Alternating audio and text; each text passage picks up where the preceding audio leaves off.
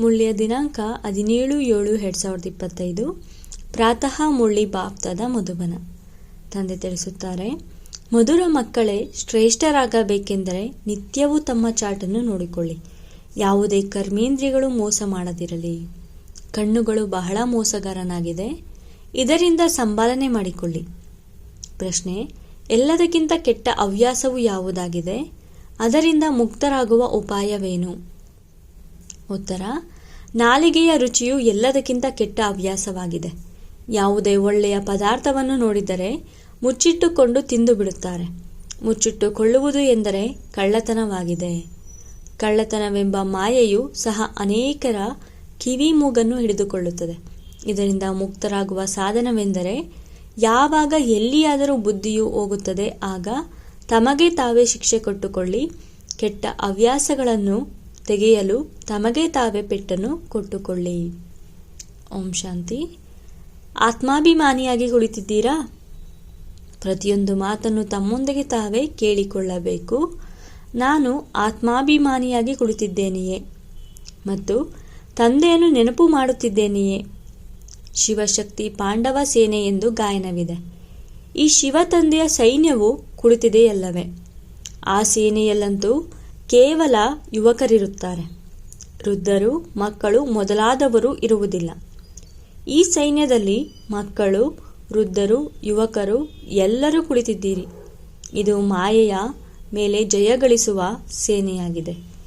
ಪ್ರತಿಯೊಬ್ಬರೂ ಮಾಯೆಯಿಂದ ಜಯಗಳಿಸಿ ತಂದೆಯಿಂದ ಬೇಹದ್ದಿನ ಆಸ್ತಿಯನ್ನು ಪಡೆಯಬೇಕಾಗಿದೆ. ಮಕ್ಕಳಿಗೆ ಗೊತ್ತಿದೆ, ಮಾಯೆಯು ಬಹಳ ಪ್ರಬಲವಾಗಿದೆ. ಕರ್ಮೇಂದ್ರಿಯಗಳು ಎಲ್ಲದಕ್ಕಿಂತ ಹೆಚ್ಚಿನದಾಗಿ ಮೋಸ ಮಾಡುತ್ತದೆ. ಚಾಟಿನಲ್ಲಿ ಇದನ್ನು ಬರೆಯಿರಿ: ಇಂದು ಯಾವ ಕರ್ಮೇಂದ್ರಿಯವೂ ಮೋಸಗೊಳಿಸಿತು?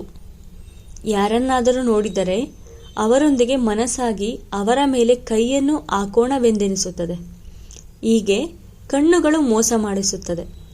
ಪ್ರತಿಯೊಂದು ಕರ್ಮೇಂದ್ರಿಯವನ್ನು ನೋಡಿಕೊಳ್ಳಿ.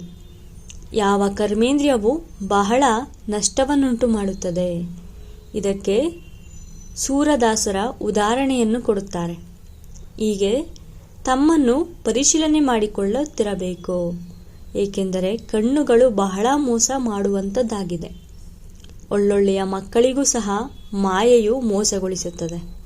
ಭಲೆ ಚೆನ್ನಾಗಿ ಸರ್ವಿಸ್ ಮಾಡುತ್ತಾರೆ, ಆದರೆ ಕಣ್ಣುಗಳು ಮೋಸ ಮಾಡುತ್ತವೆ. ಇವುಗಳ ಮೇಲೆ ಗಮನವನ್ನಿಡಬೇಕು, ಏಕೆಂದರೆ ಶತ್ರುವಲ್ಲವೇ ತನ್ನ ಪದವಿಯನ್ನೇ ಭ್ರಷ್ಟ ಮಾಡಿಬಿಡುತ್ತದೆ. ಯಾರು ಬುದ್ಧಿವಂತರಿದ್ದಾರೆಯೋ ಅವರು ಬಹಳ ಚೆನ್ನಾಗಿ ನೋಟ್ ಮಾಡಿಕೊಳ್ಳಬೇಕು. ಡೈರಿ ಜೇಬಿನಲ್ಲಿರಲಿ. ಹೇಗೆ ಭಕ್ತಿ ಮಾರ್ಗದಲ್ಲಿ ಬುದ್ಧಿಯು ಬೇರೆ ಕಡೆ ಹೋಗುತ್ತದೆ ಎಂದರೆ ತಮ್ಮನ್ನು ಜಿಗಿಟುಕೊಳ್ಳುತ್ತಾರೆ. ನೀವು ಸಹ ಶಿಕ್ಷೆಯನ್ನು ಕೊಟ್ಟುಕೊಳ್ಳಬೇಕು. ಬಹಳ ಎಚ್ಚರಿಕೆಯನ್ನಿಡಬೇಕು. ಕರ್ಮೇಂದ್ರಿಯಗಳು ಮೋಸ ಮಾಡುತ್ತಿಲ್ಲವೇ? ಆಗಿದ್ದರೆ ಅಲ್ಲಿಂದ ದೂರವಾಗಬೇಕು. ಎದ್ದು ನಿಂತು ನೋಡಲೂಬಾರದು. ಸ್ತ್ರೀ ಪುರುಷರಲ್ಲಿ ಬಹಳ ಚಂಚಲತೆಯಾಗಿದೆ.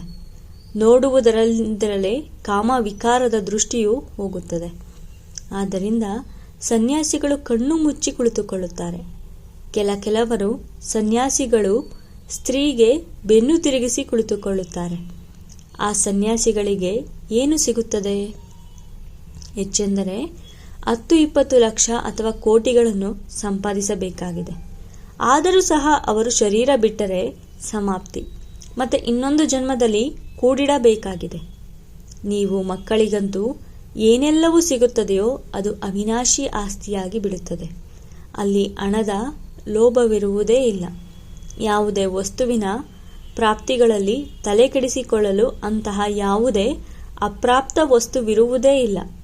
ಕಲಿಯುಗದ ಅಂತ್ಯ, ಸತ್ಯಯುಗದ ಆದಿಯಲ್ಲಿ ರಾತ್ರಿ ಹಗಲಿನ ಅಂತರವಿದೆ. ಅಲ್ಲಂತೂ ಅಪಾರ ಸುಖವಿರುತ್ತದೆ. ಇಲ್ಲಿ ಏನೂ ಇಲ್ಲ.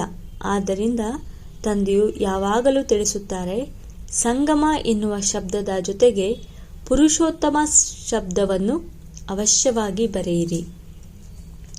ಶಬ್ದಗಳನ್ನು ಬಹಳ ಸ್ಪಷ್ಟವಾಗಿ ಹೇಳಬೇಕು. ತಿಳಿಸುವುದರಲ್ಲಿ ಬಹಳ ಸಹಜವಾಗಿದೆ. ಮನುಷ್ಯರಿಂದ ದೇವತಾ ಅಂದಾಗ ಅವಶ್ಯವಾಗಿ ತಂದೆಯು ದೇವತೆಗಳನ್ನಾಗಿ ಮಾಡಲು ನರಕವಾಸಿಗಳನ್ನು ಸ್ವರ್ಗವಾಸಿಗಳನ್ನಾಗಿ ಮಾಡಲು ಸಂಗಮ ಯುಗದಲ್ಲಿಯೇ ಬರುತ್ತಾರಲ್ಲವೇ. ಮನುಷ್ಯರಂತೂ ಘೋರ ಅಂಧಕಾರದಲ್ಲಿದ್ದಾರೆ. ಸ್ವರ್ಗವು ಹೇಗಿರುತ್ತದೆ ಎಂಬುದನ್ನು ತಿಳಿದೇ ಇಲ್ಲ. ಅನ್ಯ ಧರ್ಮದವರಂತೂ ಸ್ವರ್ಗವನ್ನು ನೋಡುವುದಕ್ಕೂ ಸಾಧ್ಯವಿಲ್ಲ. ಆದ್ದರಿಂದ ತಂದೆಯು ತಿಳಿಸುತ್ತಾರೆ, ನಿಮ್ಮ ಧರ್ಮವು ಬಹಳ ಸುಖ ಕೊಡುವಂಥದ್ದಾಗಿದೆ. ಅದಕ್ಕೆ ಸ್ವರ್ಗವೆಂದು ಹೇಳುತ್ತಾರೆ. ಆದರೆ ನಾವು ಸಹ ಸ್ವರ್ಗದಲ್ಲಿ ಹೋಗಬಹುದೆಂಬುದನ್ನು ತಿಳಿದುಕೊಂಡಿಲ್ಲ. ಭಾರತವಾಸಿಗಳು ಸಹ ಇದನ್ನು ಮರೆತು ಬಿಟ್ಟಿದ್ದಾರೆ. ಸ್ವರ್ಗಕ್ಕೆ ಲಕ್ಷಾಂತರ ವರ್ಷಗಳೆಂದು ಹೇಳುತ್ತಾರೆ. 3000 ವರ್ಷಗಳ ಮೊದಲು ಸ್ವರ್ಗವಿತ್ತೆಂಬ ಮಾತನ್ನು ಕ್ರಿಶ್ಚಿಯನ್ನರು ಸಹ ಹೇಳುತ್ತಾರೆ. ಲಕ್ಷ್ಮೀನಾರಾಯಣರಿಗೆ ಭಗವಾನ್ ಭಗವತಿ ಎಂದು ಹೇಳುತ್ತಾರೆ. ಅವಶ್ಯವಾಗಿ ಭಗವಂತನೇ ಭಗವಾನ್ ಭಗವತಿಯರನ್ನಾಗಿ ಮಾಡುತ್ತಾರೆ. ಅಂದ ಮೇಲೆ ಪರಿಶ್ರಮ ಪಡಬೇಕು. ನಿತ್ಯವೂ ತಮ್ಮ ಚಾಟನ್ನು ನೋಡಿಕೊಳ್ಳಬೇಕು.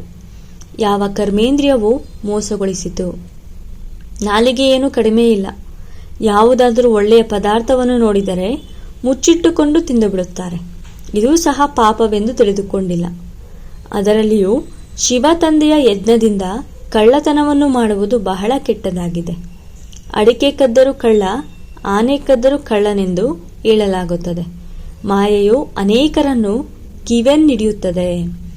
ಎಲ್ಲಿಯವರೆಗೆ ಕೆಟ್ಟ ಹವ್ಯಾಸಗಳಿರುವುದೋ ಅಲ್ಲಿಯವರೆಗೆ ಶ್ರೇಷ್ಠ ಪದವಿಯನ್ನು ಪಡೆಯಲು ಸಾಧ್ಯವಿಲ್ಲ. ಸ್ವರ್ಗದಲ್ಲಿ ಹೋಗುವುದು ದೊಡ್ಡ ಮಾತಲ್ಲ, ಆದರೆ ರಾಜಾರಾಣಿಯಲ್ಲಿ ಪ್ರಜೆಗಳಲ್ಲಿ. ಆದ್ದರಿಂದಲೇ ತಂದೆಯು ತಿಳಿಸುತ್ತಾರೆ, ಕರ್ಮೇಂದ್ರಿಯಗಳನ್ನು ಪರಿಶೀಲನೆ ಮಾಡಿಕೊಳ್ಳಿ. ಯಾವುದೇ ಕರ್ಮೇಂದ್ರಿಯವು ಮೋಸ ಮಾಡುತ್ತಿಲ್ಲವೇ? ಲೆಕ್ಕಪತ್ರವನ್ನಿಡಬೇಕು. ಇದು ವ್ಯಾಪಾರವಲ್ಲವೇ? ತಂದೆಯು ತಿಳಿಸುತ್ತಾರೆ, ನನ್ನೊಂದಿಗೆ ವ್ಯಾಪಾರ ಮಾಡಬೇಕು. ಶ್ರೇಷ್ಠ ಪದವಿಯನ್ನು ಪಡೆಯಬೇಕೆಂದರೆ ಶ್ರೀಮತದಂತೆ ನಡೆಯಿರಿ. ತಂದೆಯು ಆದೇಶ ನೀಡುತ್ತಾರೆ. ಅದರಲ್ಲಿಯೂ ಮಾಯೆಯು ವಿಘ್ನಗಳನ್ನು ಹಾಕುವುದು, ಕಾರ್ಯದಲ್ಲಿ ತರಲು ಬಿಡುವುದಿಲ್ಲ. ತಂದೆಯು ತಿಳಿಸುತ್ತಾರೆ, ಮಕ್ಕಳೇ, ಇದನ್ನು ಮರೆಯಬೇಡಿ. ಹುಡುಗಾಟಿಕೆ ಮಾಡುವುದರಿಂದ ನಂತರ ಬಹಳ ಪಶ್ಚಾತ್ತಾಪ ಪಡುವಿರಿ. ಎಂದೂ ಶ್ರೇಷ್ಠ ಪದವಿಯನ್ನು ಪಡೆಯುವುದಿಲ್ಲ. ಈಗಂತೂ ನಾವು ನರನಿಂದ ನಾರಾಯಣರಾಗುತ್ತೇವೆಂದು ಖುಷಿಯಿಂದ ಹೇಳುತ್ತೀರಿ. ಆದರೆ ತಮ್ಮೊಂದಿಗೆ ಕೇಳಿಕೊಳ್ಳುತ್ತಾ ಇರಿ, ಕರ್ಮೇಂದ್ರಿಯಗಳು ಮೋಸ ಮಾಡುತ್ತಿಲ್ಲವೇ? ತಮ್ಮ ಉನ್ನತಿ ಮಾಡಿಕೊಳ್ಳಬೇಕೆಂದರೆ ತಂದೆಯು ಯಾವ ಆದೇಶ ನೀಡುವರೋ ಅದನ್ನು ಕಾರ್ಯದಲ್ಲಿ ತನ್ನಿ. ಇಡೀ ದಿನದ ಚಾಟನ್ನು ನೋಡಿಕೊಳ್ಳಿ. ತಪ್ಪುಗಳಂತೂ ಬಹಳಷ್ಟು ಆಗುತ್ತಿರುತ್ತವೆ. ಕಣ್ಣುಗಳು ಮೋಸ ಮಾಡುತ್ತವೆ. ಇವರಿಗೆ ತಿನ್ನಿಸಲೆ, ಉಡುಗೊರೆಯನ್ನು ಕೊಡಲೆ ಎಂದು ದಯೆ ಬರುತ್ತದೆ. ಇದರಿಂದ ತಮ್ಮ ಬಹಳಷ್ಟು ಹಣವನ್ನು ವ್ಯರ್ಥ ಮಾಡುತ್ತಾರೆ. ಮಾಲೆಯ ಮಣಿಯಾಗುವುದರಲ್ಲಿ ಬಹಳ ಪರಿಶ್ರಮವಿದೆ. 8 ರತ್ನಗಳು ಮುಖ್ಯವಾಗಿವೆ. ನವರತ್ನಗಳೆಂದು ಹೇಳುತ್ತಾರೆ. ಒಂದು ತಂದೆಯಾಗಿದ್ದಾರೆ, ಉಳಿದವು 8 ಮಣಿಗಳಾಗಿವೆ. ಮಧ್ಯದಲ್ಲಿ ತಂದೆಯು ಚಿಹ್ನೆಯೂ ಬೇಕಲ್ಲವೇ? ಯಾವುದಾದರೂ ಗ್ರಹಚಾರವು ಕುಳಿತುಕೊಂಡಾಗ ನವರತ್ನಗಳ ಉಂಗುರವನ್ನು ಹಾಕಿಸುತ್ತಾರೆ. ಇಷ್ಟೊಂದು ಮಂದಿ ಪುರುಷಾರ್ಥ ಮಾಡುವುದರಲ್ಲಿ ಪಾಸ್ ವಿತ್ ಆನರ್ ಆಗುವವರು ಕೇವಲ 8 ಮಂದಿ ಮಾತ್ರ. ಉಳಿದಂತೆ ಯಾವ 100ರ ಮಾಲೆ ಇದೆಯೋ ಅವರಿಗೂ ಸಹ ಅಲ್ಪ ಸ್ವಲ್ಪ ಶಿಕ್ಷೆಯೂ ಸಿಗುತ್ತದೆ. 8 ರತ್ನಗಳಿಗೆ ಬಹಳ ಮಹಿಮೆ ಇದೆ. ದೇಹಾಭಿಮಾನದಲ್ಲಿ ಬರುವುದರಿಂದಲೇ ಕರ್ಮೇಂದ್ರಿಯಗಳು ಬಹಳ ಮೋಸ ಮಾಡುತ್ತವೆ. ತಲೆಯ ಮೇಲೆ ಬಹಳ ಪಾಪದ ಹೊರೆ ಇದೆ.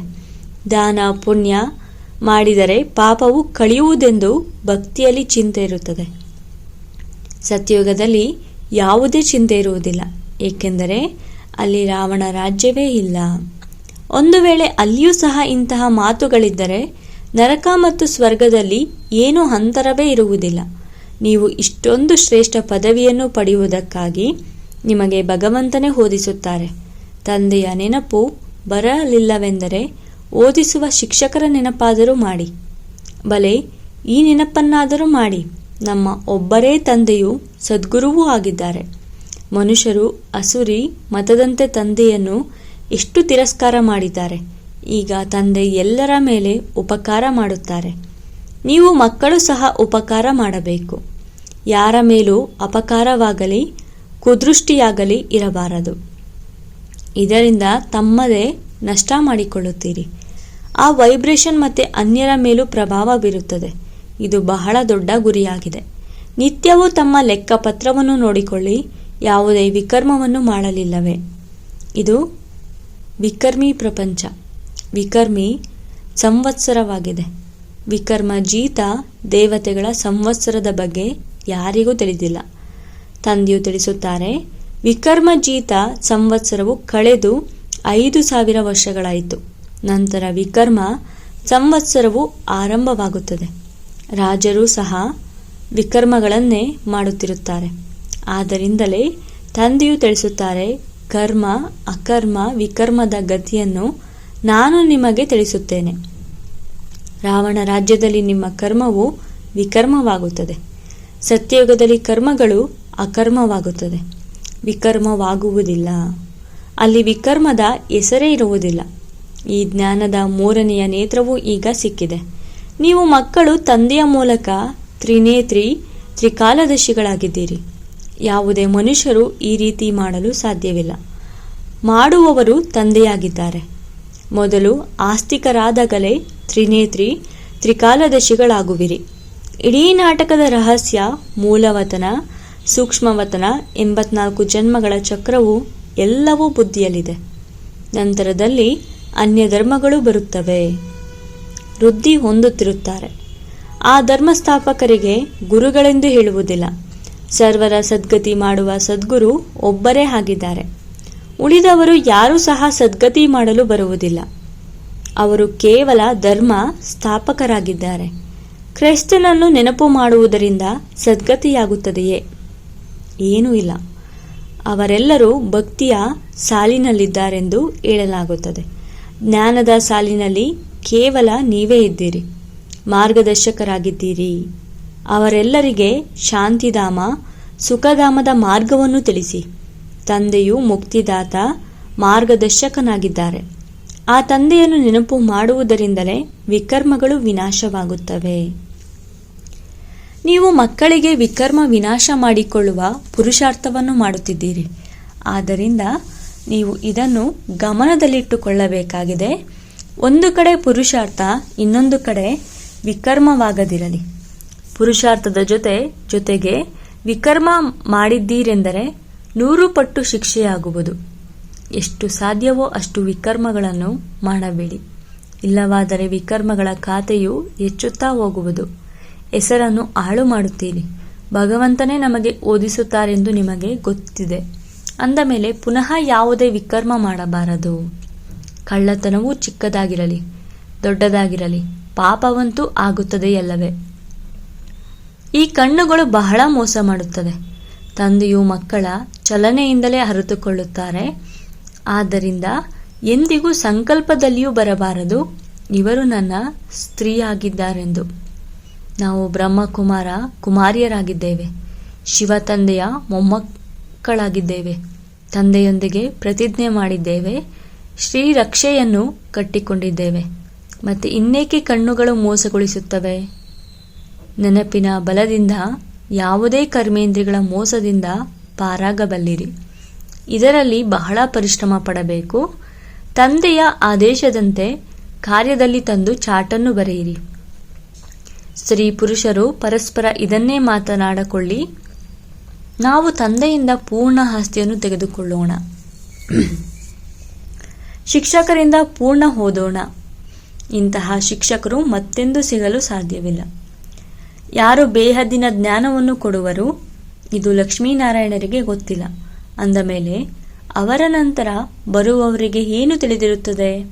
ತಂದೆ ತಿಳಿಸುತ್ತಾರೆ, ಈ ಸೃಷ್ಟಿಯ ಆದಿ ಮಧ್ಯ ಅಂತ್ಯದ ಜ್ಞಾನವನ್ನು ಕೇವಲ ನೀವು ಸಂಗಮ ಯುಗದಲ್ಲಿ ತಿಳಿದುಕೊಳ್ಳುತ್ತೀರಿ. ಹೀಗೆ ಮಾಡಿ ಹಾಗೆ ಮಾಡಿ ಎಂದು ತಂದೆಯು ಬಹಳಷ್ಟು ತಿಳಿಸುತ್ತಾರೆ. ಆದರೆ ಇಲ್ಲಿಂದ ಹೊರ ಹೋದರೆಂದರೆ ಎಲ್ಲವೂ ಸಮಾಪ್ತಿಯಾಗುತ್ತದೆ. ಶಿವ ತಂದೆಯು ನಮಗೆ ಹೇಳುತ್ತಾರೆಂದು ತಿಳಿದುಕೊಳ್ಳುವುದೇ ಇಲ್ಲ. ಯಾವಾಗ ಶಿವ ತಂದೆಯು ತಿಳಿಸುತ್ತಾರೆಂದೇ ತಿಳಿದುಕೊಳ್ಳಿ. ಇವರ ಭಾವಚಿತ್ರವನ್ನು ಇಟ್ಟುಕೊಳ್ಳಬೇಡಿ. ಕೇವಲ ಈ ರಥವನ್ನು ಅಂದರೆ ಬ್ರಹ್ಮ ತಂದೆಯ ಶರೀರವನ್ನು ಲೋನಾಗಿ ತೆಗೆದುಕೊಂಡಿದ್ದೇನೆ. ಇವರು ಪುರುಷಾರ್ಥಿಯಾಗಿದ್ದಾರೆ. ನಾನು ತಂದೆಯಿಂದ ಆಸ್ತಿಯನ್ನು ತೆಗೆದುಕೊಳ್ಳುತ್ತಿದ್ದೇನೆ ಎಂದು ಇವರು ಹೇಳುತ್ತಾರೆ. ನಿಮ್ಮ ತರಹ ಇವರು ಸಹ ವಿದ್ಯಾರ್ಥಿ ಜೀವನದಲ್ಲಿದ್ದಾರೆ. ಮುಂದೆ ಹೋದಂತೆ ನಿಮಗೆ ಮಹಿಮೆಯು ಹೆಚ್ಚುತ್ತಾ ಹೋಗುವುದು. ಈಗಂತೂ ನೀವು ಪೂಜ್ಯ ದೇವತೆಗಳಾಗಲು ಓದುತ್ತೀರಿ. ನಂತರ ಸತ್ಯಯುಗದಲ್ಲಿ ದೇವತೆಗಳಾಗುವಿರಿ. ಇವೆಲ್ಲ ಮಾತುಗಳನ್ನು ತಂದೆಯ ವಿನಃ ಮತ್ಯಾರೂ ತಿಳಿಸಲು ಸಾಧ್ಯವಿಲ್ಲ. ಯಾರ ಅದೃಷ್ಟದಲ್ಲಿಲ್ಲವೋ ಅವರಿಗೆ ಈ ಸಂಶಯವು ಉದ್ಭವವಾಗುತ್ತದೆ. ಶಿವ ತಂದೆಯು ಬಂದು ಹೇಗೆ ಓದಿಸುತ್ತಾರೆ? ನಾನು ಇದನ್ನು ಒಪ್ಪುವುದಿಲ್ಲ ಎಂದು ಶಂಕಿಸುತ್ತಾರೆ. ಒಪ್ಪುವುದೇ ಇಲ್ಲವೆಂದಾಗ ಮತ್ತೆ ಶಿವ ತಂದೆಯನ್ನು ಹೇಗೆ ನೆನಪು ಮಾಡುವರು? ವಿಕರ್ಮಗಳು ವಿನಾಶವಾಗುವುದೇ ಇಲ್ಲ. ಈ ರಾಜಧಾನಿಯು ನಂಬರ್ವಾರ್ ಆಗಿ ಸ್ಥಾಪನೆಯಾಗುತ್ತಿದೆ. ದಾಸದಾಸಿಯರು ಬೇಕಲ್ಲವೇ? ರಾಜರಿಗೆ ದಾಸಿಯರು ಸಹ ವರದಕ್ಷಿಣೆಯಲ್ಲಿ ಸಿಗುತ್ತಾರೆ. ಇಲ್ಲಿಯೇ ಇಷ್ಟೊಂದು ದಾಸಿಯರನ್ನು ಇಟ್ಟುಕೊಳ್ಳುತ್ತಾರೆಂದಾಗ ಸತ್ಯಯುಗದಲ್ಲಿ ಇನ್ನೆಷ್ಟು ಮಂದಿ ಇರುತ್ತಾರೆ? ಆದ್ದರಿಂದ ದಾಸದಾಸಿಯರಾಗುವಂತಹ ಡೀಲ್ ಪುರುಷಾರ್ಥವನ್ನು ಮಾಡಬಾರದು. ಬಾಬಾ, ನಾವೀಗ ಶರೀರವನ್ನು ಬಿಟ್ಟರೆ ಏನು ಪದವಿ ಸಿಗುವುದೆಂದು ತಂದೆಯನ್ನು ಕೇಳಬಹುದು. ತಂದೆಯು ತಕ್ಷಣ ತಿಳಿಸಿ ಬಿಡುತ್ತಾರೆ, ತಮ್ಮ ಚಾಟನ್ನು ತಾವೇ ನೋಡಿಕೊಳ್ಳಿ. ಅಂತಿಮದಲ್ಲಿ ನಂಬರ್ವಾರ್ ಕರ್ಮಾತೀತ ಸ್ಥಿತಿಯು ಆಗಿಬಿಡುವುದು. ಇದು ಸತ್ಯ ಸಂಪಾದನೆಯಾಗಿದೆ. ಆ ಸಂಪಾದನೆ ಎಲ್ಲಾದರೆ ರಾತ್ರಿ ಹಗಲು ಎಷ್ಟೊಂದು ಬ್ಯುಸಿಯಾಗಿರುತ್ತಾರೆ. ವ್ಯಾಪಾರಿಗಳು ಒಂದು ಕೈಯಿಂದ ಊಟ ಮಾಡುತ್ತಾರೆ, ಇನ್ನೊಂದು ಕೈಯಿಂದ ಫೋನಿನಲ್ಲಿ ಕಾರೋಬಾರನ್ನು ನಡೆಸುತ್ತಿರುತ್ತಾರೆ. ಈಗ ತಿಳಿಸಿ, ಇಂತಹ ವ್ಯಕ್ತಿಗಳು ಜ್ಞಾನದಲ್ಲಿ ನಡೆಯಬಲ್ಲರೆ? ನಮಗೆ ಬಿಡುವೆಲ್ಲಿದೆ ಎಂದು ಹೇಳುತ್ತಾರೆ. ಹರೇ, ಸತ್ಯ ರಾಜ್ಯ ಭಾಗ್ಯವೂ ಸಿಗುತ್ತದೆ. ಕೇವಲ ತಂದೆಯನ್ನು ನೆನಪು ಮಾಡುವುದರಿಂದ ವಿಕರ್ಮಗಳು ವಿನಾಶವಾಗುತ್ತವೆ. ಅಷ್ಟದೇವತೆ ಮುಂತಾದವರನ್ನು ನೆನಪು ಮಾಡುತ್ತಾರಲ್ಲವೇ? ಅವರ ನೆನಪಿನಿಂದ ಸಿಗುವುದಿಲ್ಲ. ತಂದೆಯು ಮತ್ತೆ ಮತ್ತೆ ಪ್ರತಿಯೊಂದು ಮಾತನ್ನು ತಿಳಿಸುತ್ತಿರುತ್ತಾರೆ. ಏಕೆಂದರೆ ಕೊನೆಗೊಂದು ದಿನ ಇಂತಹ ಮಾತನ್ನು ನಮಗೆ ತಿಳಿಸಿರಲಿಲ್ಲವೆಂದು ಯಾರೂ ಹೇಳಬಾರದು. ನೀವು ಮಕ್ಕಳು ಎಲ್ಲರಿಗೆ ಸಂದೇಶವನ್ನು ಕೊಡಬೇಕಾಗಿದೆ. ಏರೋಪ್ಲೇನಿನಿಂದಲೂ ಸಂದೇಶ ಪತ್ರಗಳನ್ನು ಹಾಕುವ ಪ್ರಯತ್ನ ಪಡಬೇಕು. ಅದರಲ್ಲಿ ಬರೆಯಿರಿ, ಶಿವ ತಂದೆಯು ಹೀಗೆ ಹೇಳುತ್ತಾರೆ. ಬ್ರಹ್ಮರವರು ಸಹ ಶಿವ ತಂದೆಯ ಮಗನಾಗಿದ್ದಾರೆ. ಪ್ರಜಾಪಿತನಾಗಿರುವುದರಿಂದ ಅವರು ತಂದೆ, ಇವರು ತಂದೆಯಾದರು. ಶಿವ ತಂದೆ ಎಂದು ಹೇಳಿದರೆ ಸಾಕು, ಅನೇಕ ಮಕ್ಕಳಿಗೆ ಪ್ರೇಮದ ಕಣ್ಣೀರು ಬಂದು ಬಿಡುತ್ತದೆ. ತಂದೆಯನ್ನು ಎಂದೂ ನೋಡಿಯೂ ಇರುವುದಿಲ್ಲ. ಆದರೆ ಬರೆಯುತ್ತಾರೆ, ಬಾಬಾ ಯಾವಾಗ ಬಂದು ತಮ್ಮೊಂದಿಗೆ ಮಿಲನ ಮಾಡುತ್ತೇವೆ. ಬಾಬಾ ಬಂಧನದಿಂದ ಬಿಡಿಸಿ ಎಂದು ಅನೇಕರಿಗೆ ತಂದೆಯ ಮತ್ತು ರಾಜಕುಮಾರನ ಸಾಕ್ಷಾತ್ಕಾರವೂ ಆಗುತ್ತದೆ. ಮುಂದೆ ಹೋದಂತೆ ಅನೇಕರಿಗೆ ಸಾಕ್ಷಾತ್ಕಾರವಾಗುತ್ತದೆ. ಆದರೂ ಸಹ ಪುರುಷಾರ್ಥವನ್ನಂತೂ ಮಾಡಬೇಕಾಗುತ್ತದೆ. ಮನುಷ್ಯರಿಗೆ ಸಾಯುವ ಸಮಯದಲ್ಲಿಯೂ ಭಗವಂತನನ್ನು ನೆನಪು ಮಾಡಿ ಎಂದು ಹೇಳುತ್ತಾರೆ. ನೀವು ಸಹ ನೋಡುತ್ತೀರಿ, ಅಂತಿಮದಲ್ಲಿ ಹೆಚ್ಚಿನ ಪುರುಷಾರ್ಥ ಮಾಡುತ್ತಾರೆ, ನೆನಪು ಮಾಡತೊಡಗುತ್ತಾರೆ. ತಂದೆಯು ಸಲಹೆ ನೀಡುತ್ತಾರೆ, ಸಮಯವು ಸಿಕ್ಕಿದಾಗ ಪುರುಷಾರ್ಥ ಮಾಡಿ, ಮುಂದುವರಿಯುತ್ತಾ ಹೋಗಿ. ತಂದೆಯ ನೆನಪಿನಲ್ಲಿದ್ದು ವಿಕರ್ಮ ವಿನಾಶ ಮಾಡಿಕೊಳ್ಳಿ. ಆಗ ಕೊನೆಯಲ್ಲಿ ಬಂದರೂ ಸಹ ಮೊದಲು ಹೋಗುತ್ತೀರಿ. ಹೇಗೆ ರೈಲು ತಡವಾಗುತ್ತದೆ ಎಂದರೆ ಅದನ್ನು ತೀವ್ರವಾಗಿ ಚಲನೆ ಮಾಡುತ್ತಾರಲ್ಲವೇ? ನಿಮಗೂ ಸಹ ಪುರುಷಾರ್ಥದಲ್ಲಿ ಬಹಳ ಬೇಗನೆ ಮುಂದೆ ಹೋಗಲು ಸಮಯ ಸಿಗುತ್ತದೆ. ಇಲ್ಲಿ ಬಂದು ಸಂಪಾದನೆ ಮಾಡಿಕೊಳ್ಳಿ. ತಂದೆಯು ಸಲಹೆಯನ್ನು ಕೊಡುತ್ತಾರೆ, ಹೀಗೆ ಮಾಡಿ ತಮ್ಮ ಕಲ್ಯಾಣ ಮಾಡಿಕೊಳ್ಳಿ. ತಂದೆಯ ಶ್ರೀಮತದಂತೆ ನಡೆಯಿರಿ. ಏರೋಪ್ಲೇನಿನಿಂದ ಪತ್ರಿಕೆಗಳನ್ನು ಹಾಕಿರಿ. ಇದರಿಂದ ಮನುಷ್ಯರು ತಿಳಿದುಕೊಳ್ಳಲಿ, ಇವರು ಬಹಳ ಚೆನ್ನಾಗಿ ಸಂದೇಶವನ್ನು ಕೊಡುತ್ತಿರುತ್ತಾರೆ. ಭಾರತವು ಎಷ್ಟು ದೊಡ್ಡದಾಗಿದೆ ಅಂದ ಮೇಲೆ ಎಲ್ಲರಿಗೆ ಅರ್ಥವಾಗಬೇಕು. ಏಕೆಂದರೆ ಬಾಬಾ ನಮಗಂತೂ ಗೊತ್ತೇ ಆಗಲಿಲ್ಲ ಎಂದು ಯಾರು ಹೇಳುವಂತಾಗಬಾರದು. ಒಳ್ಳೆಯದು. ಮಧುರಾತಿ ಮಧುರ ಅಗಲಿ ಮರಳಿ ಸಿಕ್ಕಿರುವ ಮಕ್ಕಳ ಪ್ರತಿ ಮಾತಾಪಿತಾ ಬಾಬ್ದಾದರವರ ನೆನಪು, ಪ್ರೀತಿ ಹಾಗೂ ಸುಪ್ರಭಾತ. ಆತ್ಮೀಯ ಮಕ್ಕಳಿಗೆ ಆತ್ಮೀಯ ತಂದೆಯ ನಮಸ್ತೆ. ಆತ್ಮೀಯ ಬಾಬ್ದಾದರವರಿಗೆ ಆತ್ಮೀಯ ಮಕ್ಕಳ ನೆನಪು, ಪ್ರೀತಿ ಹಾಗೂ ನಮಸ್ತೆ ನಮಸ್ತೆ ನಮಸ್ತೆ. ಧಾರಣೆಗಾಗಿ ಮುಖ್ಯ ಸಾರ. ಮೊದಲನೇ ಪಾಯಿಂಟು, ಸೂಕ್ಷ್ಮ ಬುದ್ಧಿಯವರಾಗಿ ತಮ್ಮ ಪರಿಶೀಲನೆ ಮಾಡಿಕೊಳ್ಳಬೇಕು. ಕಣ್ಣುಗಳು ಮೋಸ ಮಾಡುತ್ತಿಲ್ಲವೇ? ಯಾವುದೇ ಕರ್ಮೇಂದ್ರಿಯಕ್ಕೆ ವಶರಾಗಿ ಉಲ್ಟಾ ಕರ್ಮವನ್ನು ಮಾಡಬಾರದು. ನೆನಪಿನ ಬಲದಿಂದ ಕರ್ಮೇಂದ್ರಿಯಗಳ ಮೋಸದಿಂದ ಮುಕ್ತರಾಗಬೇಕಾಗಿದೆ. 2ನೇ ಪಾಯಿಂಟು, ಈ ಸತ್ಯ ಸಂಪಾದನೆಗಾಗಿ ಸಮಯವನ್ನು ತೆಗೆಯಬೇಕಾಗಿದೆ. ತಡವಾಗಿ ಬಂದರೂ ಸಹ ಪುರುಷಾರ್ಥದಿಂದ ತೀವ್ರವಾಗಿ ಮುಂದೆ ಹೋಗಬೇಕಾಗಿದೆ. ಇದು ವಿಕರ್ಮ ವಿನಾಶ ಮಾಡಿಕೊಳ್ಳುವ ಸಮಯವಾಗಿದೆ. ಆದ್ದರಿಂದ ಯಾವುದೇ ವಿಕರ್ಮ ಮಾಡಬಾರದು. ವರದಾನ: ಬಾಲಕ್ಸೋ ಮಾಲೀಕನ ಪಾಠದ ಮೂಲಕ ನಿರಹಂಕಾರಿ ಮತ್ತು ನಿರಾಕಾರಿ ಭವ. ವಿವರಣೆ: ಬಾಲಕರಾಗುವುದು ಅರ್ಥಾತ್ ಅದ್ದಿನ ಜೀವನದ ಪರಿವರ್ತನೆ ಆಗುವುದು.